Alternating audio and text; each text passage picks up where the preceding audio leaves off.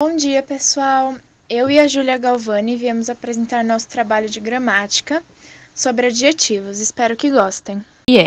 Os adjetivos têm a função de qualificar os substantivos que acompanham na sentença. Por isso, variam em gênero e número de acordo com os termos que qualificam. Os adjetivos também podem variar em grau para passarem a ideia de maior ou menor intensidade de determinada qualidade. Exemplo: homem bom, qualidade. Menino traquina, defeito. Moça feliz, estado. Família rica, condição. Exemplos em frases: aquele cachorro é muito grande. Os olhos da minha mãe são azuis. Aquele vestido vermelho está sujo. Meu copo de refrigerante está vazio. A minha bicicleta está quebrada. Os óculos da minha irmã têm um grau maior que os meus. Tipos de adjetivos. Adjetivos simples, que têm apenas um radical.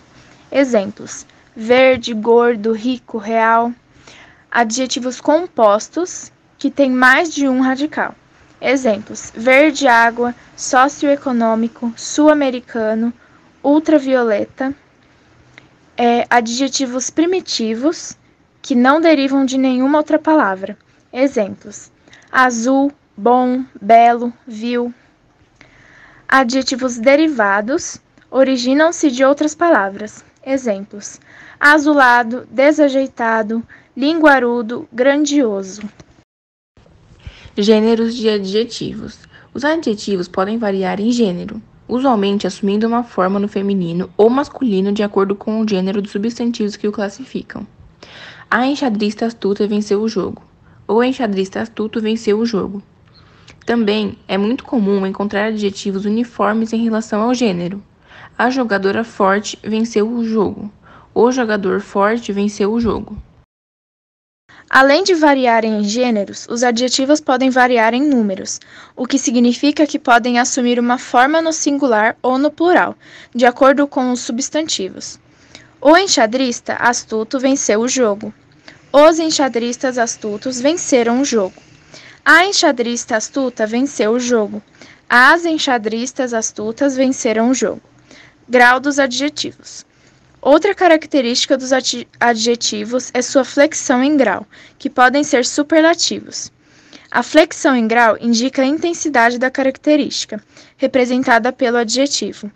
O grau comparativo confronta a qualidade entre dois ou mais seres, podendo ser de igualdade, superioridade ou inferioridade. Igualdade. Pedro era tão rápido quanto Bárbara. Superioridade. Pedro era mais rápido do que Bárbara. Inferioridade. Pedro era menos rápido do que Bárbara. O grau superlativo pode ser relativo ou absoluto. O grau superlativo relativo destaca a qualidade de um ser em relação aos demais de um grupo, podendo ser de superioridade ou inferioridade, assim como no grau comparativo. Superioridade. Pedro era o mais rápido dos alunos. Inferioridade. Pedro era o menos rápido dos alunos. O grau superlativo absoluto indica uma qualidade tão superior ou inferior que ultrapassa a média que se espera, podendo ser analítico ou cinético. O superlativo absoluto sintético ocorre quando se acrescenta um sufixo ao adjetivo para intensificá-lo, íssimo, eríssimo, entre outros, de acordo com a regra que se aplica à palavra. O superlativo absoluto analítico ocorre quando se acrescenta uma palavra junto ao adjetivo para intensificá-lo, muito, demais, imensamente, intensamente, etc. Superlativo absoluto sintético. Pedro era rapidíssimo. Superlativo absoluto analítico. Pedro era muito rápido. Locução adjetiva. Chamamos de locução adjetiva o conjunto de duas ou mais palavras que juntas assumem a função de adjetivo na sentença, qualificando outro termo. A locução adjetiva é comumente formada por preposição e substantivo, que se juntam no contexto para qualificar o outro termo, assumindo função de adjetivo e formando a locução adjetiva. Observe. Ele se acha muito crescido e diz que não gosta mais de livros de criança. O substantivo livros é especificado pelo termo de criança, que ganha função de adjetivo no enunciado, sendo uma locução adjetiva. Muitas vezes, a locução adjetiva pode até ser substituída por uma única palavra, com função de adjetivo. Nesse caso, seria possível a substituição de criança por infantil. Está sendo apenas uma palavra. Teria valor de adjetivo. Livros infantis. Substantivação de adjetivos. Em certos contextos, os adjetivos podem ser substantivados, ou seja, podem aparecer como termos independentes no enunciado, representando o substantivo omitido que qualificariam.